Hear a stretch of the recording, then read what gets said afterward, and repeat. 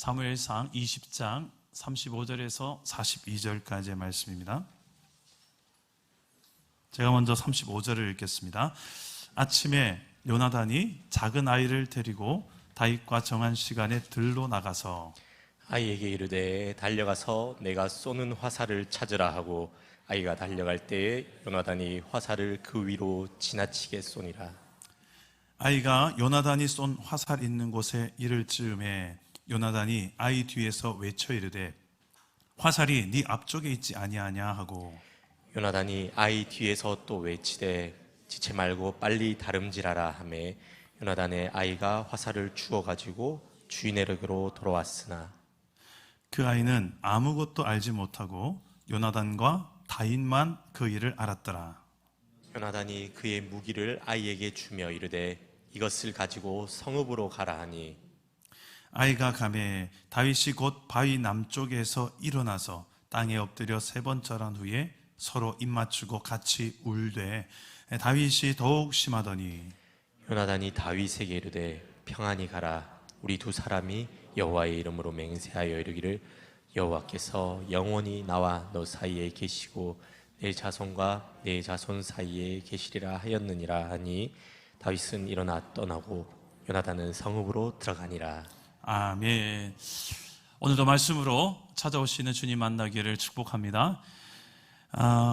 예수 믿는 사람들을 뭐라고 부르죠? 성경에서 성도라고 부르기도 하고 또 그리스도인이라고 부르기도 하고 또 별명으로 한다면 또 하나님의 편지라, 그리스도의 편지라, 그리스도의 향기라 이런 표현도 씁니다. 때로는 성령의 전이다 이런 표현도 씁니다. 그런데 고린도전서 3장 9절에 보니까 예수 믿는 저와 여러분들을 향하여 하나님의 동력자다라는 표현을 씁니다. 우리 함께 이 말씀을 한번 읽어보겠습니다. 함께 읽겠습니다. 시작. 우리는 하나님의 집이니라. 아멘. 자, 동력자다라 할 때 이 동력이란 단어의 뜻이 무엇이냐면 함께 일한다라는 의미입니다. 함께 일한다. 그럼 동력자는 무슨 뜻일까요? 함께 일하는 사람. 하나님의 동력자다라고 하면 이게 무슨 뜻일까요?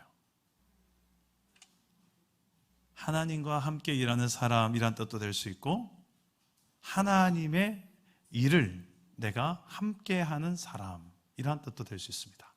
그래서 예수 믿는 사람은 곧 하나님의 동력자다. 하나님의 일을 감당하는 사람들이 되었다. 할렐루야. 여러분 놀랍지 않습니까? 여러분들이 하나님의 동력자래요. 우리가. 여러분 지금 하나님의 일을 돕고 계십니까? 동력하고 계십니까? 가정에서, 일터에서 일주일간 내 삶에 하나님의 일을 나는 동력하다가 왔습니다. 그리고 오늘도 교회에 하나님의 동력자로서 난 이곳에 있습니다.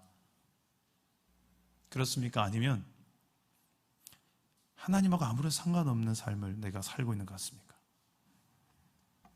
예수님께서 2000년 전에 이 땅에 오셔서 십자가에서 자신의 생명을 저와 여러분의 죄를 대신해서 십자가에서 죄값을 지불하셨어요. 그 이유는 하나님의 자녀요 백성 삼으시려고, 그리고 좀 더 적극적인 의미로는 하나님의 동력자 되게 하셔서 하나님 나라의 일을 우리에게 맡기기 위해서 이 땅 위에서 이 세상 나라 속에 하나님의 나라, 눈에 보이지 않지만 하나님이 실존하시고 하나님이 다스리는 나라가 이 땅 가운데 이루어지고 확장되어지기 위해서 저와 여러분을 먼저 구원하시고 이렇게 사랑 남은 교회라는 이름으로 공동체로 부르신 줄 믿을 수 있기를 바랍니다.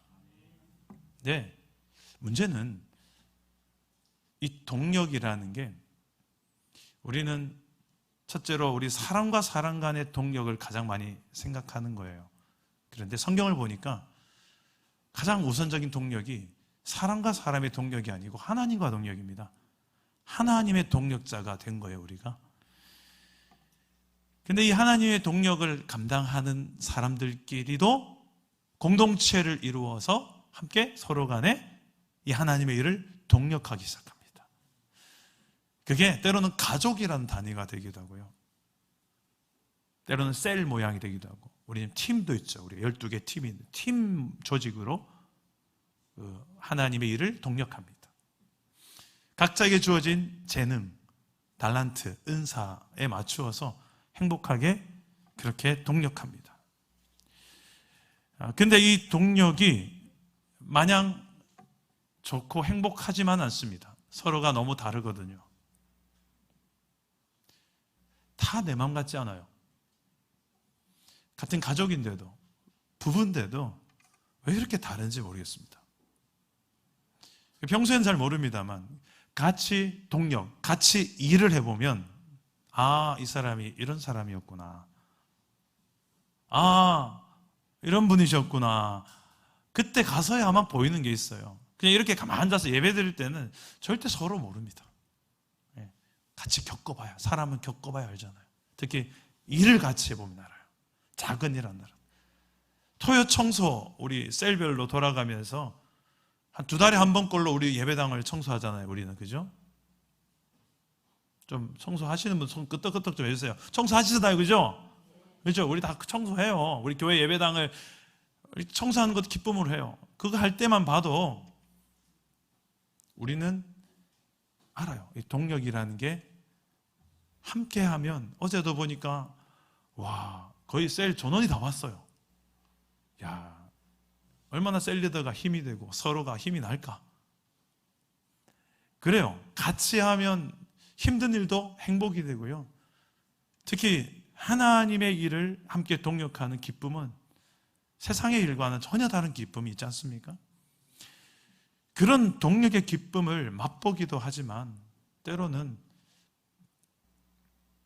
너무 동력자들 간에 맞지 않아서 서로 간에 더 힘들게 되는 요소도 없지 않아 있습니다. 하나님께서는 그냥 홀로 예수 믿게 하셔서 각자 예수 믿고 잘 살아라, 이렇게 우리 세상을 만들지 않으셨어요. 우리라는 공동체를 처음부터 디자인하셨어요. 에덴 동산에도 아담 혼자가 아니라 하와라는 사람 붙여주셨고,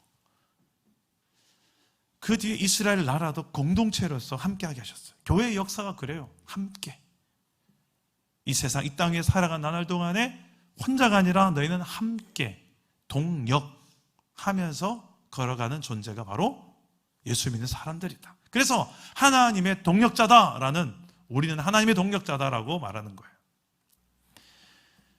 가장 이 동력자의 손길이 그리울 때가 언제입니까?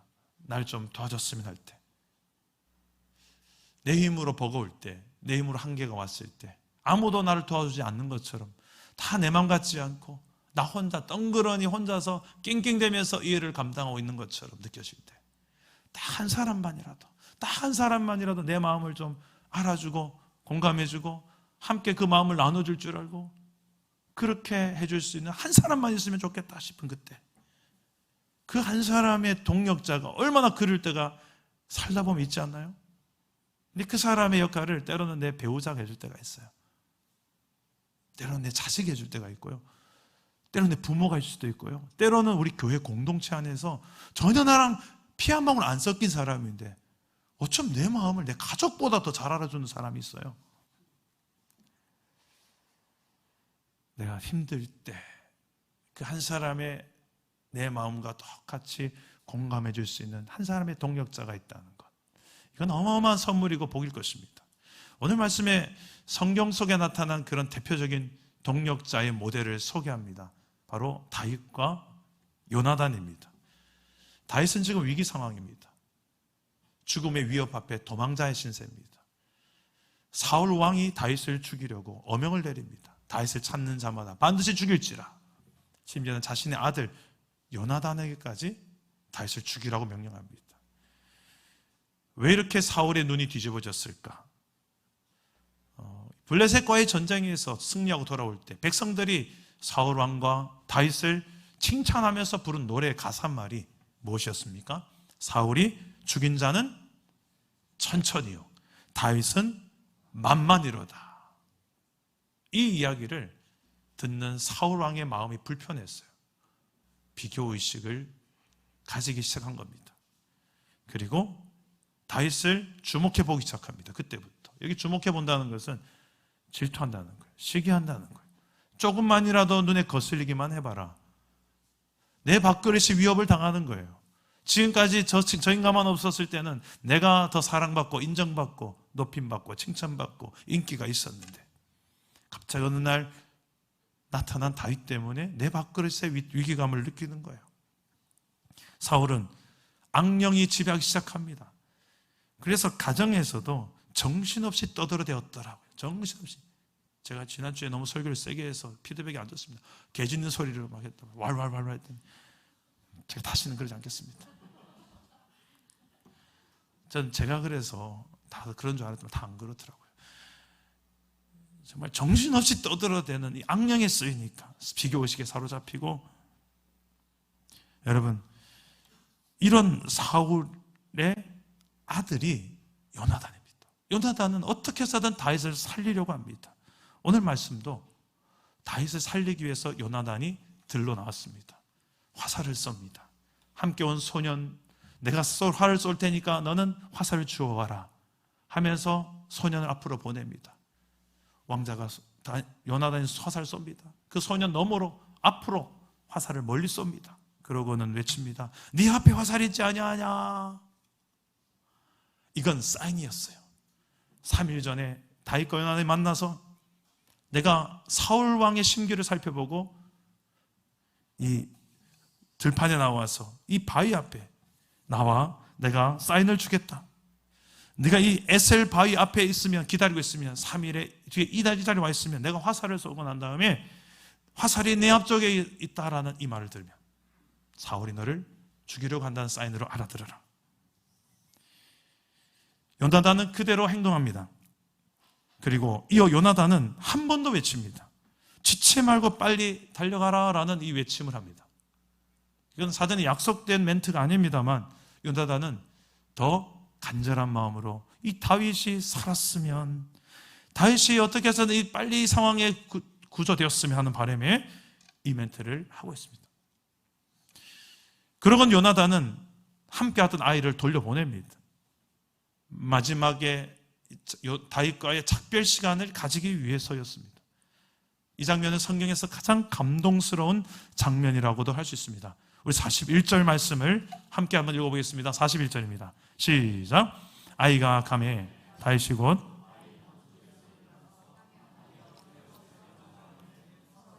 맞추고 같이 울되 다윗이 더욱 심하더니. 네, 다윗이 땅에 엎드려 3번이나 요나단을 향해 절을 합니다. 입을 맞추고 서로 웁니다. 다윗은 더 심하게 통곡하며 울어요. 왜요?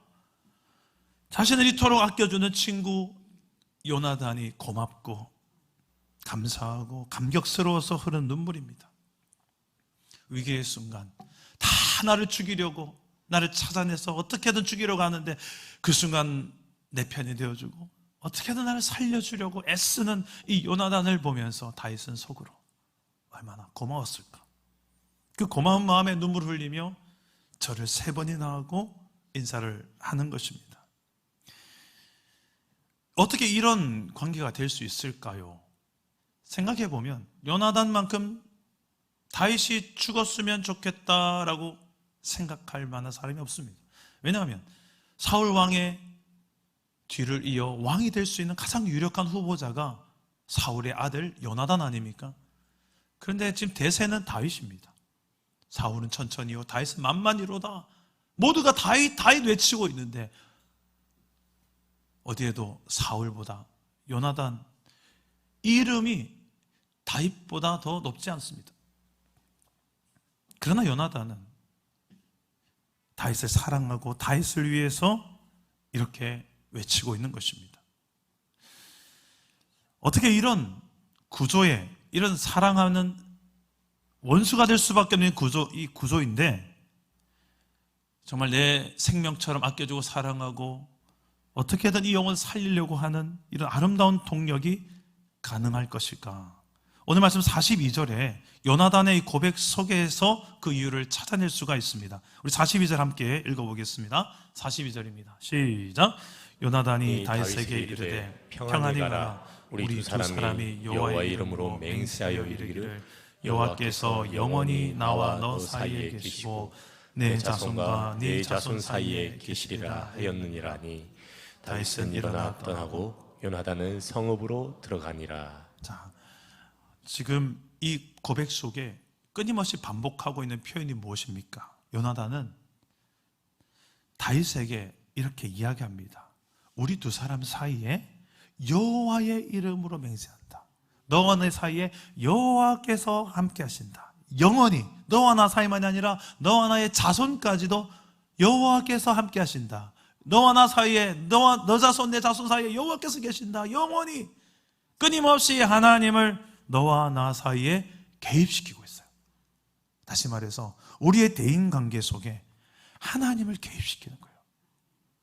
자세히 보세요. 우리의 관계 속에 어떻게든 하나님을 개입시키고 하나님 중심으로 대인관계를 하고 하나님 중심으로 동력하는 사람이 있고, 하나님 없이 그냥 덩그러니 너와 나만 남아있는, 그냥 우리만 조차하는 동력도 있습니다. 심지어는 너도 없고 나만을 위한 동력일 때도 있습니다.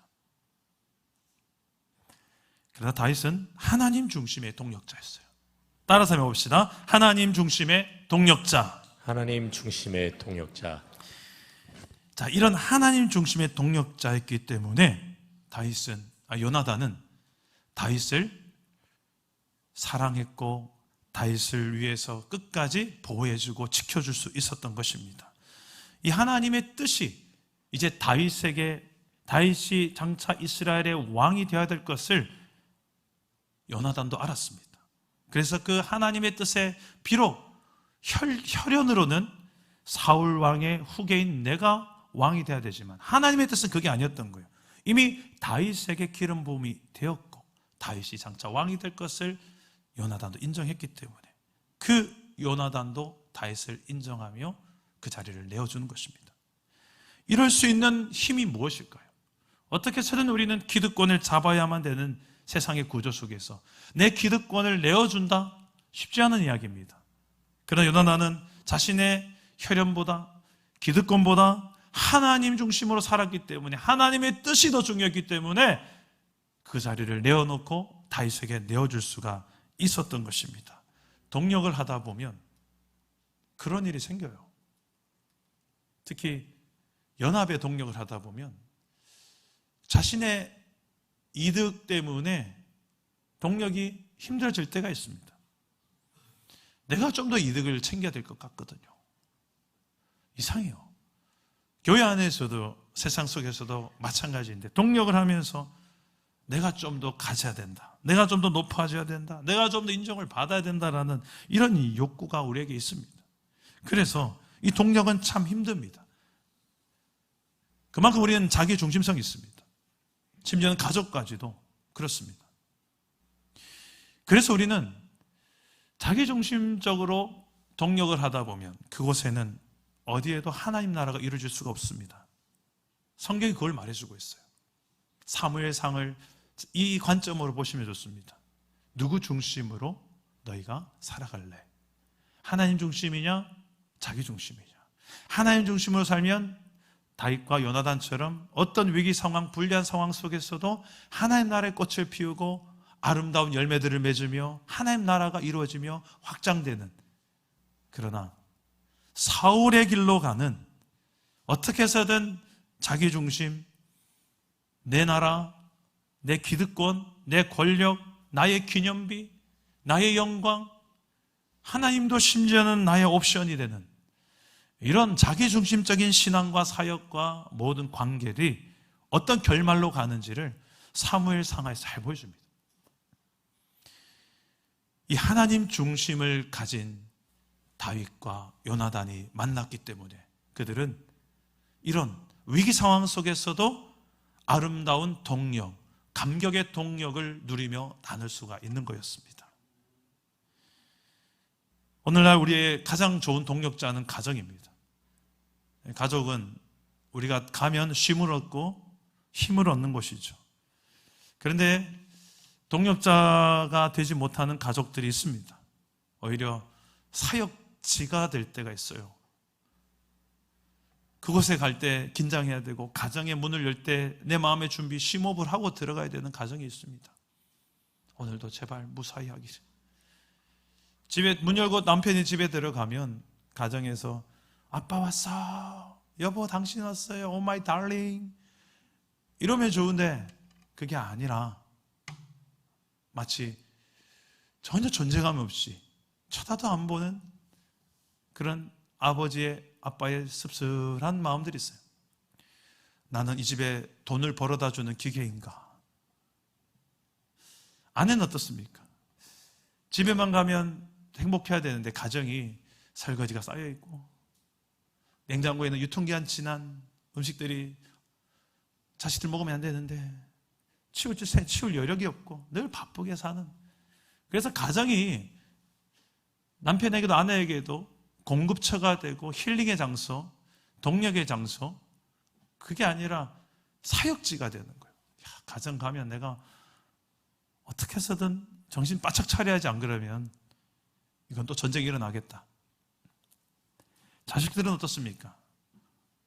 엄마 아빠의 사랑을, 관심을 충분히 받으며 자라나야 될 텐데 버겁습니다. 부모가 자녀를 집중하고 자녀의 관심과 사랑을 보여주며 이야기 들어주고 같이 반응해주고 그렇게 살기에는 내 코가 석자입니다. 부모가 걸어갈 길이 힘들어요. 자식은 자식대로 목마르고 부모는 부모대로 목마르고 부부는 부부대로 서로 목마른 이런 가정의 현실들이 너무 많아요. 왜 그렇습니까? 조금만 여력을 가지고 우리가 서로를 본다면 가정이 천국 같은 가정이 만들어질 텐데 말이죠. 내 힘으로는 근데 힘들어요. 그래서 우리는 하나님 중심으로 가정이 이루어져야 됩니다. 그때만 가정이 제대로 하나님 나라의 원리가, 천국의 원리가 작동되는 거예요. 하나님 중심으로 산다는 것은 성경의 원리대로 사는 겁니다. 성경에 기록된 대로 우리의 가정이 다스림을 받는 거예요. 성경에 다 나와 있습니다. 우리의 가정이 어떻게 하면 하나님 나라가 되는지, 천국이 되는지. 그래서 가정 예배가 중요한 거예요. 일주일에 최소한 한 번이라도 가족끼리 모여서 밥을 먹고 성경 한 구절이라도 돌아가면서 한 절씩 우리 읽자. 5분이면 되는데 그 5분을 하기 힘들어서, 성경 구절 한 번 읽고 아무나 하면 기도하면 되잖아요. 그 5분을 하기 힘들어서 가정 예배를 드리는 가정보다 안 드리는 가정이 훨씬 많다는 거. 그러니 당연히 가정에 어디에 하나님이 개입하실 자리가 있습니까? 가정 예배조차도 힘든데, 식사기도 한 번 힘든데, 우리는 가만 놔두면 하나님 중심으로 우리가 하나님 나라를 이루며 살아가는 그런 존재가 아니에요. 우리 가만 놔두면, 아무도 안 가도 가만 놔둬도 우리는 본능적으로 죄성이기 때문에 하나님 반대쪽으로 내가 원한 나 중심적으로 내가 하고 싶은 거 다 하고 싶은 이 죄성이 다 있는 존재들이에요. 그래서 우리 가만 놔두면 절대 안 되는 존재들이에요. 그래서 우리는 어떻게 해서는 하나님 중심으로 가져가도록 하는 사람들이 지혜로운 사람입니다. 그게 무엇인가? 육체를 쳐서 복종시켜서라도 하나님 중심으로 우리 가정을 일구어가는 사람, 그게 가정 예배예요. 한 구절이라도 우리 가족이 다 같이 읽게 하자. 목숨 걸고 해야 될 이유를 여러분께서 발견하지 못한다면 아직까지 절박하지 않은 거예요. 여러분의 가정의 달에 이번 한 달 동안에라도 하나님의 중심으로 최고의 동력자인 우리 가족들 안에서 하나님 중심으로 모이는 역사들, 하나님 중심으로 조율되는 역사들이 가정 예배를 통해서 좀 이루어지기를 주님의 이름으로 축복합니다. 또 한 가지, 이 다윗과 요나단이 이 힘든 상황 속에서도 감격의 동력을 누릴 수 있었던 이유가 있어요. 하나님 중심이었기 때문이고, 두 번째는 사랑하는 마음이 있었기 때문입니다. 따라서 해봅시다. 사랑하는 동력자. 자, 이 다윗과 요나단의 관계를 정말 잘 설명해 주는 성경 구절 18장 1절입니다. 우리 화면을 보시고 한번 읽어보겠습니다. 시작. 다윗이 사울에게 말하기를 마침에 요나단의 마음이 다윗의 마음과 하나가 되어 요나단이 그를 자기 생명같이 사랑하니라. 아멘. 요나단은 이 다윗을 사랑하기를 무엇같이 사랑했다고요? 자기 생명같이, 내 목숨처럼 사랑했다. 여러분, 지금 내 목숨과 같이 사랑하는 사람이 있습니까? 한 명이라도. 참 어려운 이야기예요. 있다고요. 우리 있습니다. 바로 옆에 계신 와이프라고. 정말 진실된 눈으로 청명한 눈으로 저를 바라보면서 있다고 합니다. 한 사람을 정말 내 목숨처럼 사랑하는, 이 사람이 지금 죽음의 위기에 있으면 차라리 내 생명을 대신 내어주고 내가 죽는 게 낫다, 그럴 수 있을 정도로 사랑하는 사람, 솔직히 가족도 쉽지 않아요. 그러나 오늘 말씀해 보니까 이건 가족도 아닌데 심지어는 아주 힘든 관계예요. 서로 간에 원수가 될 수 있는 관계인데 내 생명처럼 사랑한다는 고백을 합니다. 훗날 요나단이 먼저 죽습니다. 요나단이 죽을 때 다윗이 너무 슬퍼서 노래를 만들어 애가를 부릅니다. 사무엘하 1장 26절에 그 내용에 보면 얼마나 이들이 사랑의 관계인지 보여주는데요. 우리 한번 화면을 보시 읽어보겠습니다. 시작. 내 형 요나단이여, 내가 그대를 애통함은 그대는 내게 심히 아름다움이라. 그대가 나를 사랑함이 기이하여 여인의 사랑보다 더하도다. 여인의, 남녀 간의 어떤 그 불같은 사랑보다 더한 이 우정의 사랑, 하나님 중심의 사랑은 그런 거예요. 로맨스보다 더 큰 하나님의 아가페적 사랑, 조건이 아닌 조건을 뛰어넘는 사랑. 세상은 because of의 사랑이죠. 뭐 때문에 널 사랑해? 이뻐서 사랑해? 멋있어서 사랑해? 착해서 사랑해? 돈이 있어서 사랑해? 능력이 사랑해? 내 마음에 들어 사랑해? 조건이 있지만 하나님의 사랑은 in spite of, 그럼에도 불구하고 사랑하고 너니까 사랑하는 게 하나님의 사랑이에요. 지금 그런 하나님의 사랑을 담아내는 좋은 통로가 지금 바로 다윗과 요나단입니다. 어떤 여인의 로맨스의 사랑보다 더한 사랑을 지금 나는 경험했다. 요나단이 날 사랑한 게 그런 사랑이었다라고 이야기합니다. 여러분, 이 사랑은 장차 오실 예수님의 우리를 향한 사랑을 잘 보여주는 사랑이에요. 다윗과 요나단의 관계는 자신의 생명보다 더 소중히 여겨주는 예수님의 사랑, 하나님의 사랑을 잘 보여주는 예표하는 사랑입니다. 예수님도 저와 여러분을 너무 사랑하셔서 십자가에서 내 몸을 찢어 죽어가면서까지도 너희들의 그 죄값을 해결하기 위해서라면 내 생명도 나는 아끼지 않는다. 그게 바로 2000년 전의 역사 속에 담긴 십자가의 의미입니다. 나아가 그 사랑으로 예수님은 우리에게 계명을 주셨어요. 너희도 이렇게 사랑해라. 우리 한번 읽어봅시다. 요한복음 15장 12절입니다. 함께 읽겠습니다. 시작. 내 계명은 곧 내가 너희를 사랑한 것 같이 너희도 서로 사랑하라 하는 이것이니라. 아멘. 여러분, 기억하셔야 돼요. 우리가 사랑하라는 이 계명만 생각하면 힘들어요. 금방 한계가 와요. 나 사랑 못하겠어요. 아이고, 힘들어요. 저 인간이 저러는데 내가 어떻게 사랑해요? 여러분, 내가 내 힘으로 사랑하려고 하면 금방 한계 부딪히는데 이 말씀을 자세히 보십시오. 어떻게 사랑하라고요? 내가 너를 사랑한 것 같이 사랑하라. 우리 이 전제를 너무 쉽게 여겨요. 우리는 내가 사랑하기 전에 먼저 나는 어마어마한 사랑을 받은 존재라는 것을 잊지 마시기를 바랍니다. 하나님께서 하나밖에 없는 아들을 십자가에 찢어 죽이면서까지 나를 사랑하신 게 하나님의 사랑이었고, 아들은 자신의 목숨을 십자가에 내어놓으면서 저와 여러분을 사랑하셨습니다. 주중에 참 기쁜 소식이 하나 있었습니다. 우리 안경승 권사님, 지난 주일에 셀리더들이 모여서 여러분들에게서 요나단은 누굽니까? 정말 나의 생명같이 소중한 동역자가 있습니까? 하는 질문을 셀리더들에게 던졌어요. 그러니까 안경승 권사님 있대요. 누구냐 했더니 있어요 하면서 오래된 친구가 있는데 40년이나 됐대요. 근데 예수님 믿습니까? 안 믿는데요. 예수를 안 믿는데 어떻게 요나단과 다윗이 될 수 있죠? 다들 저도 의구심이 생겼습니다. 그러면서 그냥 우리 이제 예수 믿게 되기를 기도하고 권면하고 그냥 헤어졌죠.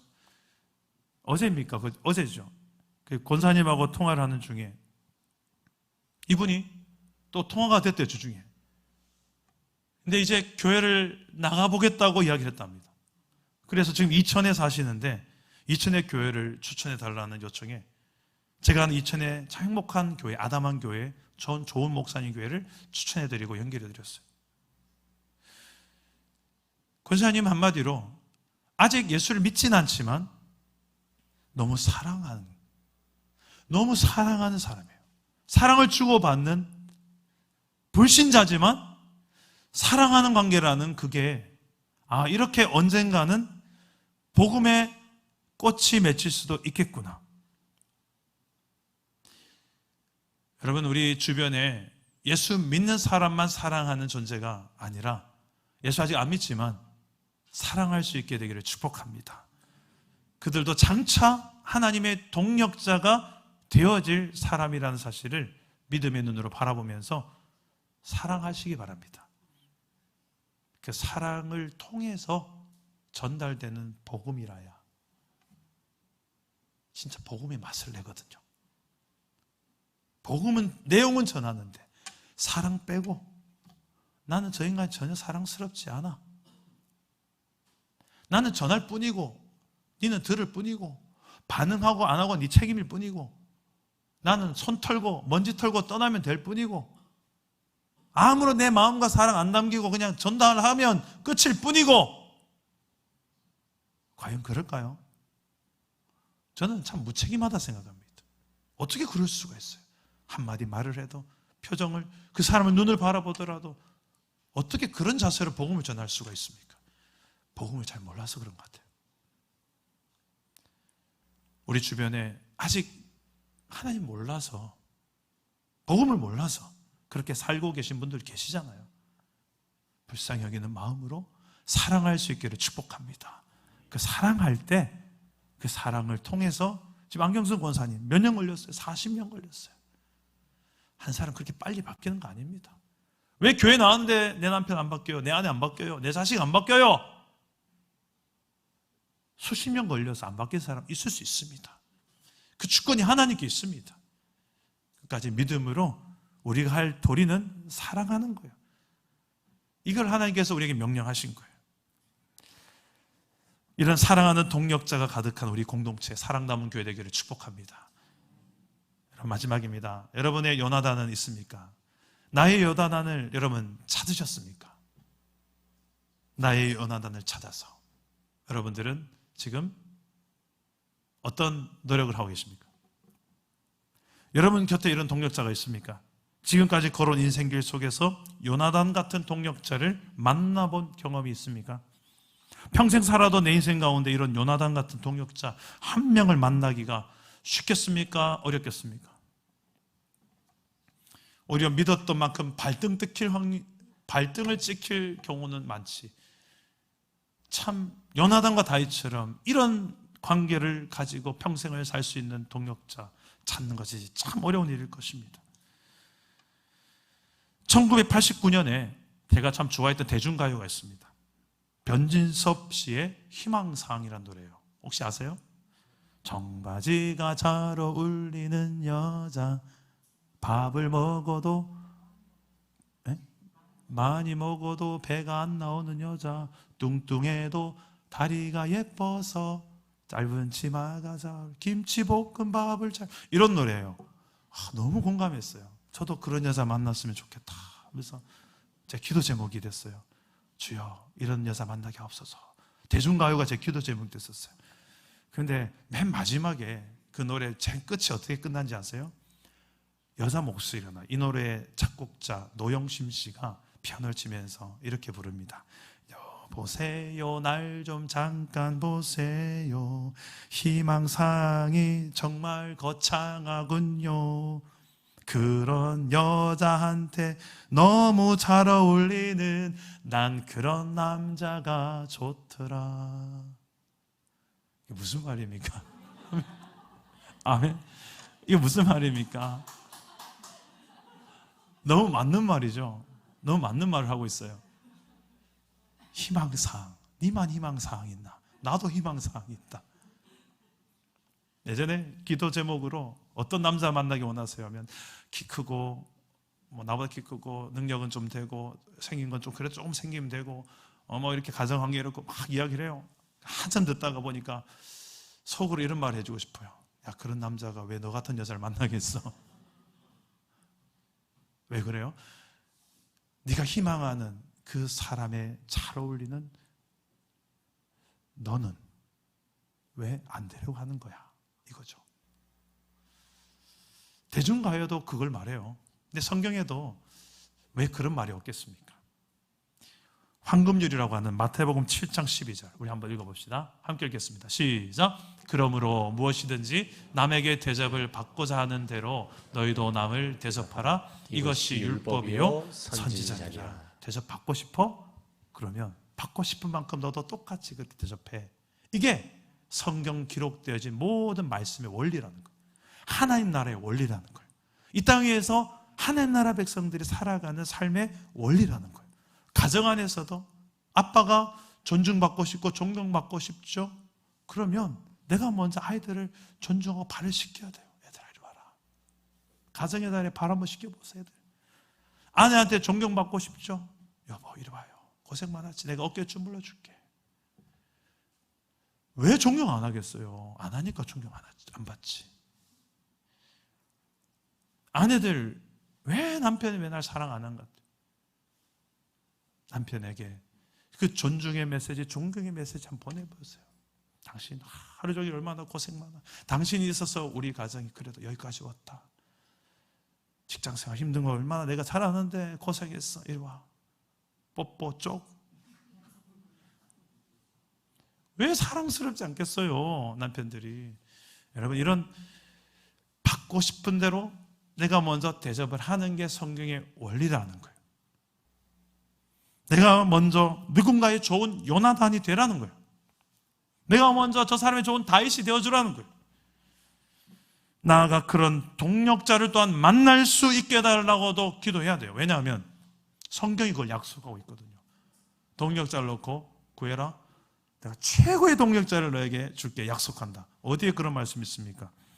누가복음 11장 13절입니다. 우리 한번 같이 한번 읽어보겠습니다. 시작. 너희가 악할지라도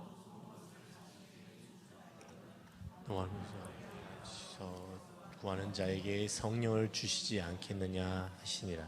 아멘. 구하는 자에게 성령을 주신다. 여러분, 여기 마태복음에 보면 이걸 좋은 것을 주시지 않겠느냐라고 되어 있는데 똑같은 본문인데 병행구절에 여기는 그 좋은 게 뭐냐? 구하는 자에게 좋은 걸 주시는 아버지인데 그 좋은 게 뭐냐? 성령님을 주신다. 이 성령님은 어떤 분이냐면 두 가지로 성경은 이야기합니다. 하나는 헬퍼, 돕는 자. 누구를? 예수 믿는 저와 여러분들. 어디에서? 우리 안에 거하시면서 우리를 돕는 헬퍼가 되신대요. 또 하나의 의미는 카운셀러, 상담가. 잘 들어주세요. 잘 공감해주세요. 오래 참아주세요. 내 이야기 다 들어주세요. 그러면서 좋은 대안의 길을 제시해주세요. 최고의 상담가가 예수 믿는 저와 여러분 안에 성령님이라고 성경은 말씀하세요. 그걸 좋은 것이라고 구하라고요. 어떻게? 충만하게 너희 안에 그 성령을 따라 행하도록 성령 충만을 구하며 살아라. 그 성령의 도우심은 내 일상의 모든 정령력에서 우린 체험되고 증거될 수 있습니다. 저는 저희 어머니를 많이 존경하는 이유 중에 하나가 있다면 이거예요. 안 해본 장사가 없으셨어요. 부산의 단감 시장에서 옷 장사부터 해서 별의별 배추 장사 뭐 다 하셨어요. 근데 희한하게 장사하는 것마다 대박이 나는 거예요. 그 옆에 가게에서 시기 질투할 정도로 대박이 나서 돈을 많이 버셨어요. 그 많이 번 돈으로 아버지 신학교 공부시키시고 또 뭐 집도 하나 만드시고 막 그때. 근데 어머니의 중요한 고백이 뭐였냐면 희한하더라. 내가 배추 하나 사고 무 하나 살 때마다 하나님 이 배추 살까요? 저 배추 살까요? 하나님 이 무 살까요? 어머니가 그렇게 하셨대요. 아니 그냥 배추 보고 좀 든든하게 생기면 사면 되지 그것까지 성령님께 물어야 됩니까? 속으로 솔직히 좀 그런 마음 들었어요. 그 정도 네가 알아서 해라. 성령님이 좀 그러실 줄 알았거든요. 근데 가만히 제가 제가 이렇게 좀 인생을 살아보니까 그렇게까지 성령님을 붙들고 사려는 어머니의 자세, 그게 중요한 거구나. 그렇게까지 할 필요가 있습니까? 네, 저는 그렇게까지라도 하는 자세가 있다면 얼마나 내 삶의 모든 영역에, 특히 정말 성령의 도움이 그 순간에, 왜 성령님을 우리는 구하지 않고 성령님을 체험하지 못하겠습니까? 나의 최고의 동력자 성령님의 도우심을 힘입어서 하나님의 일을 동력하는 기쁨, 감격 함께 누리는 저와 여러분 되기를 주님 이름으로 축복합니다. 말씀을 맺겠습니다. 하나님은 저와 여러분이 하나님의 나라의 동력자가 되기를 원하시고 부르셨습니다. 그러기 위해서 이 하나님 나라의 동력을 행복하고 감격스럽게 어떠한 힘겨운 상황이 오더라도 오히려 그 상황 속에서 더 꽃을 피우며 감격을 누리며 다윗과 요나단처럼 뚫고 나아가는 아름다운 하나님 나라의 동력자가 될 수 있습니까? 제일 중요한 것은 나 중심성을 내려놓고 하나님 중심성으로, 하나님 중심으로 동력하는 것입니다. 우리의 기준은 너도 아니고 나도 아니고 하나님이라는 거예요. 그 하나님은 바로 성경 말씀에 기록되어져 있는 하나님의 뜻을 중심으로 우리가 사역하고 만나고 교제하는 거예요. 셀 모임 할 때에 그저 우리의 수다 시간이 아닌 것, 성경 말씀을 걸고 이야기하는 거예요. 이 말씀을 보니까 오늘 제 모습 이야기하는 것 같았어요. 이 말씀 보니까 오늘 하나님 저에게 말씀하시는 것 같았어요. 이 말씀 때문에 제가 오늘 이렇게 한번 살아보겠어요. 그 말씀을 딱 고리 걸고 이야기 나누는 시간이 셀 모임 시간이에요. 여러분 각자의 삶은 이 설교 시간 제가 다 다룰 수 없잖아요. 셀 모임 시간에 성령이 일하세요. 서로의 입술을 통해서 저 집사님이 지금 내 이야기하는 것 같아. 나에게 들으라고 성령이 역사하시는구나. 하나님 중심은 이런 말씀 중심으로 만날 때, 교제할 때 우리가 체험되어지고 누리게 되는 하나님 나라입니다. 그리고 우리가 사랑으로 동력하고 성령에 힘입어서 동력하며 하나님의 일을 내 가정과 일터, 교회에서 감당할 때 우리는 다윗과 요나단처럼 이 동력의 큰 기쁨과 감격을 누리며 살아가게 될 줄 믿으시기를 바랍니다. 마지막으로 제 찬양 하나를 소개합니다. 제가 참 동력자들과 가장 많이 부른 축복성이 뭐냐고 묻는다면 저는 이 축복성을 이야기하고 싶습니다. 참 많이 눈물을 흘렸던 동력자를 보면서 눈물을 흘렸던 축복성인데요, 때로는 너의 앞에 어려움과 아픔이 있지만, 이 찬양입니다. 오늘 우리 이 찬양을 우리 다 같이 자리에 한번 일어납시다. 일어나서 우리 서로의 동력자들을 바라보면서 한번 찬양하고 기도하겠습니다. 우리 함께 찬양하겠습니다. 때로는 너의 앞에 어려움과 아픔이 있겠지만 하나님을 바라보는 하나님 중심의 믿음으로 승리하기를 소망합니다. 우리의 믿음을 담아서 우리 서로를 축복하고 격려하며 찬양합시다. 때로는 너의 앞에 어려움과 아픔이 있지만 때로는 너의 앞에 어려움과 아픔이 있지만 담대하게 주를 바라보는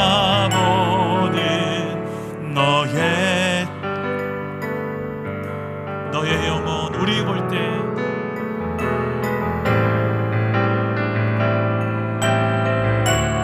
얼마나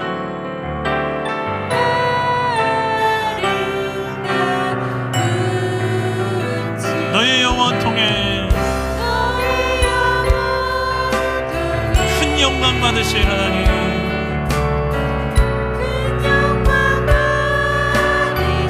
하나님을 찬양하라.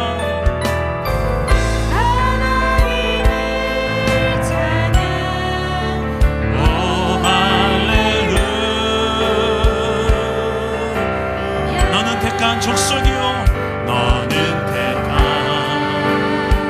족속이요, 왕같은 제사장이며 왕같은 제사장이며 거룩한 나라입니다.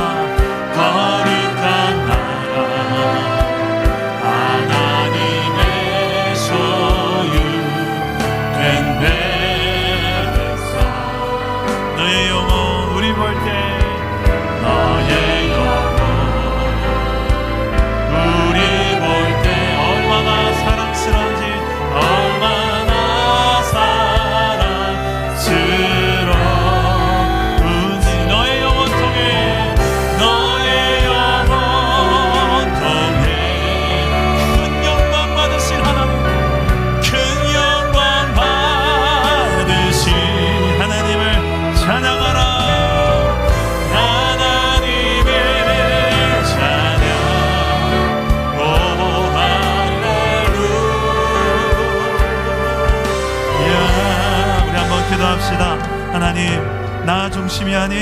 하나님 중심의 동력이 되게 하여 주옵소서. 우리의 가정과 일터 교회에서 서로를 내 생명처럼 소중히 여기며 사랑하는 법을 배우고 그런 동력을 이루어가는 하나님 나라 백성다운 삶을 살게 하옵소서.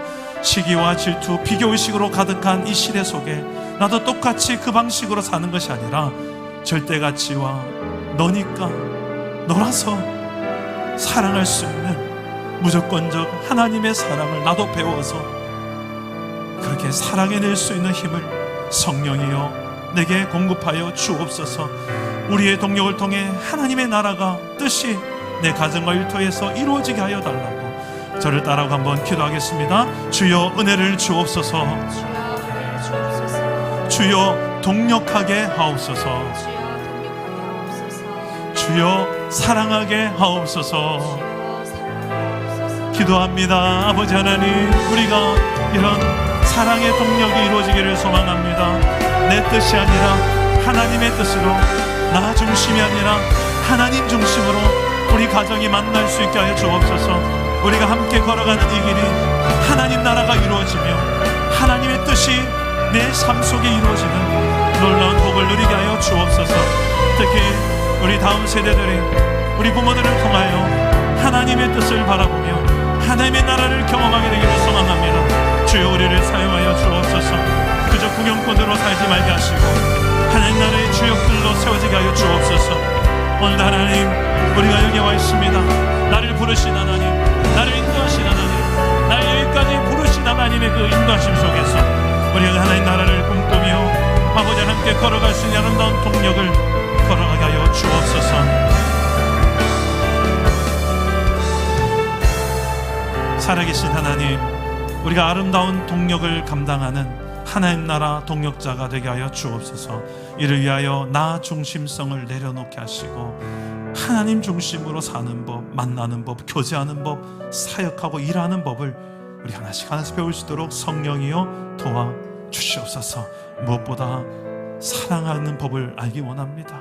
우리의 사랑의 그릇이 더 넓어지고 깊어지고 성숙되어져가는 사랑이 되기를 소망합니다.